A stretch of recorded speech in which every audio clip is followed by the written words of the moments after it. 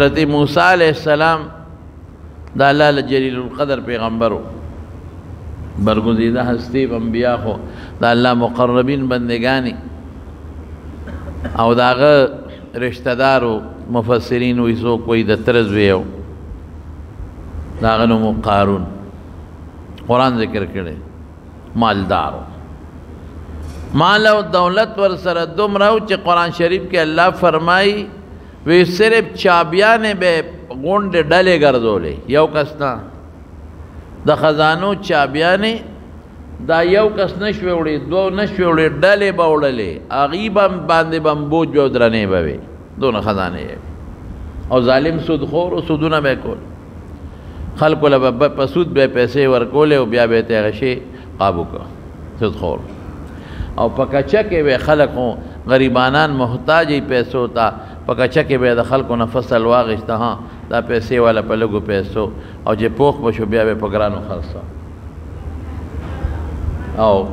چانا کورو چانا زمکا دا بے قبضہ کول دیر ظالم سڑے مال دیرو دولت دیر زان لے او بنگلہ دا سرو زرو جوڑا کردے دا نقش و نگار ٹول دا سرو زرو دا است زین دا سرو زرو دا اوخ چے کم باندے سورلی کولا دا آغی چے کم دا پاسا فکینے غشے دا سرو زرو بلا غلامانو وینزے وے آغی باندے بیم ظلمونا کول و زیادی بے کول دا دولت او دا پیسے حوث یو انداز تا رسول حضرت موسیٰ علیہ السلام اغا زمانہ کی چے کم زکاة اوخو طریقے دا مونگ دا دی پشاننو جدا وان آغا ورطوی گورا زکاة ورک دا خدای پا مال کی مال دی ریر زیادتی زکاة ورک ایمان میں در باندے روڑا دا میں بد کردی منس کوم دا بد کوم روجہ نیسم دا بد کوم ذکر کوم دا بد کوم زمان مال کی قبضو ورکوم دا ہما پخپل مٹو گٹلے دے نصوص مانا تو پیسے غوارے ٹیکس غوارے حضرت موسیٰ علیہ السلام ورطو فرمائل چیز زان لنغوارم زخپلو بچو لنغوارم زویم چستا کم غریبانان نوکران و مزدوران دے غیلہ ورکا ستا چه کم رشتہ داران غریبانان دے غیلہ ورکا گاونڈیانو لورکا نان لدیو گٹی کنا مام گٹا کرد وی دیو گٹی کنا موسیٰ علیہ السلام پر بیٹو خکول دی خلقونا خیراتو نغوار دی خلقونا زکاتو نغوار منافقو مسلمان پا خلیو خود دن منافقو او موسیٰ علیہ السلام لچے اللہ کم عزت ورکڑے وغیر نشو برداشت کولے اس غملے نشو حسد ہے دمارون حسد دیر خطرناک شے دے مسلمان سر حسد با بالکل نہ کرے کدا چاپ ازلے کی مسلمان سر حسدی دی پخپل اسودی ظالم حسدی سڑی کی سو نقصان دی گورا حسد تاسو کے مشتاخ پکی گو منظمونگ دی مولیانو کے مبادشتا حسدی سڑی چے بل خودے ترقی ورکی دے سوزی زڑے سوزی چے داولی دل ترقی ملوش دے بیا دا آغا غیبت ہم کئی دے بیا دا آغا سپکا موئی دے پا خودے پاک اعتراض کئی دا عزت و مال و دولت و علم دا خدا اللہ پلاس کے دے خدای ورکڑے حاسدت دا خدای سر دشمنی کے دا خدای کار دے بدی شو نو قارون کے دا حسد موسیٰ علیہ السلام سر بغض حینات او دا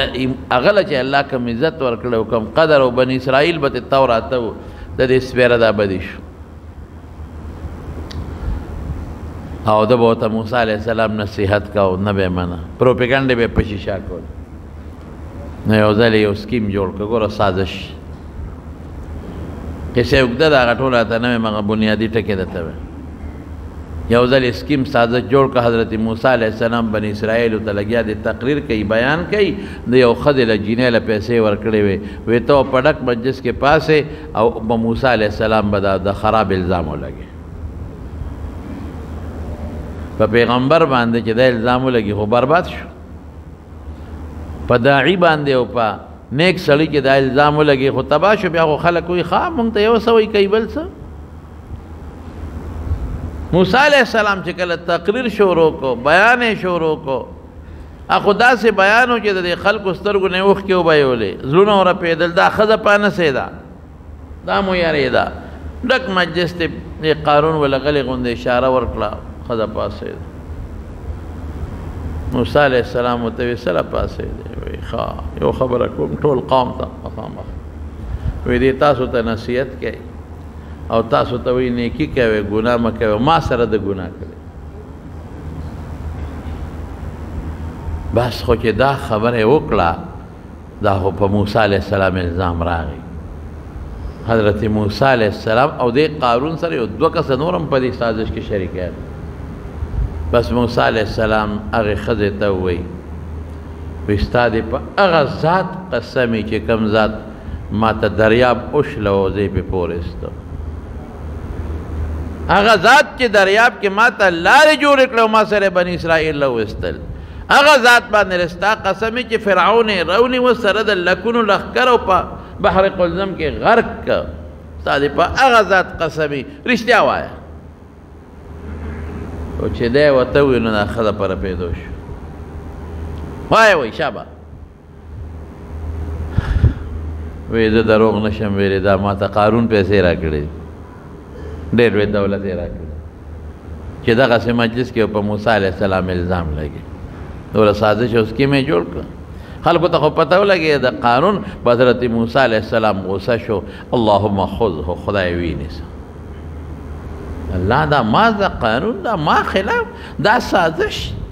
دا سکیم ما برباده الله ته رونیسا او چې الله رونیسا نو فوراً زمکه کې د دې کونډو ورغیب شو وردن نشو په دې زمکه کې تر کونډو او د چیغې کړې ای موسی معافي غواړم وی خدای نور یې رونیسه د دې نامه پورې نورم وردن نشو الله نور یې رونیسه د دې مارې پورې نورم وردن نشو الله نور یې رونیسه په زمکه غیب شو څه شو دولت څه شو بنگلا څه شو د هغه سرو زرو زین والا اس څه شو هغه اوښان څه شو هغه مرایان څه شو هغه غلامان څه شو هغه وینځې څه شو هغه بلډینګ چې د سرو زرو نقش و نگارې پې کړی و څه شو هغه خزانې چغې وی چغې وی چغې وی رسول الله صلی الله علیه وسلم فرمایي په دې خپه تاویږي ورور لاندې روان دی او چې هغه کمې ملګري دوه کسان هغې خو دې وروسته شو هغې وی ځکه خیر د خزانو چابیانې خو مونږ ته معلومې دي مال به زمونږ شي وی الله داسې نه ده د سره چې په دې سازش کې څوک شریکي سره د ده د هغه بنګلې او د دولت غونډ دا غیب کا چې خلکو ته پته ولګي چې د دولت دغه مثال دی او دا د پیسو د لالچ مثال دی هغې سره خدای ټول غرق کړ په ځمکې یې راښکل ته چې کله مصر ته لاړم مونږ لاړو یو ځای ته یو علاقه د فیوم ورته وایي د موسی علیہ السلام علاقه ده او بیا یو ځای کې مونږ کوز شو جومات و د کوټې شاته هغې ته د سړک په غاړه یو لوی خلک ورته بحیر قارون وایي حقیقت نه الله خبر خو خلک ورته ځکه ډېره زمانه تېره ده خلک ورته بحیر قارون وایي سمندر دریاب ته لرې دی نشته ورسره نږدې او داسې په میلونو باندې پلنه ده او په میلونو اوږده سړک په غاړه باندې او تکې تورې اوبه دي مالګي جنې دا نه چې ګنې دریاب نه ورته دغه راغلی ده وله راغلی ده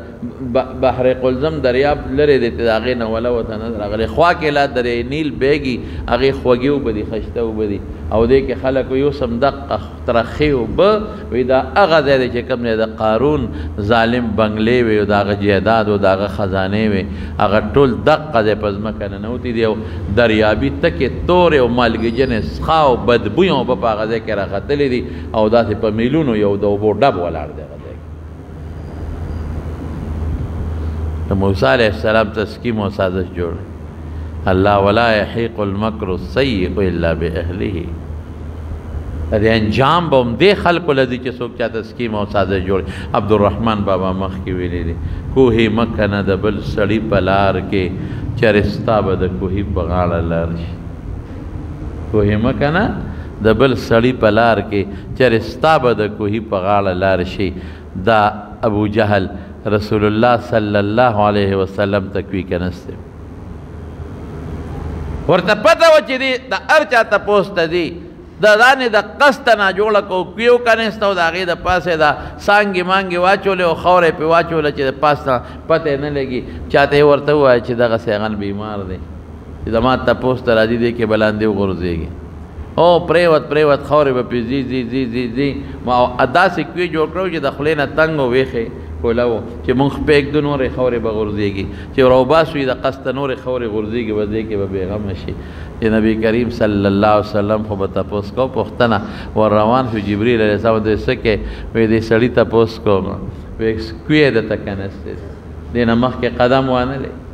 لاندې تاترین کوې دی او مکه خو شکلنه ځمکه ده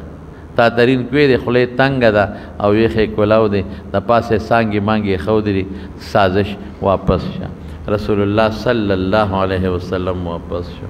هغه ته چاوي ویا خو واپس شو دغه ځای نه بس دماغ یې کار ونه کړ را منډه کړه چې راشه د ما تپوس وکړه ما خواله رالی شا به راشه راشه راشه لکه مونږ ویل که راشه پیالی چای به وڅکې نوړی روټۍ به خورې خو چې راغلی وال خدای په خپله پکې وغورځو کوهي مه کنه د بل سړي په لار کې چېرې ستا به